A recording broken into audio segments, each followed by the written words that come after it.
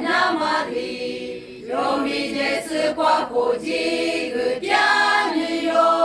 jumachi ni muwali mek kwa guji wanyamo jojo suko nulo de namase kudo se jojo de ji yomi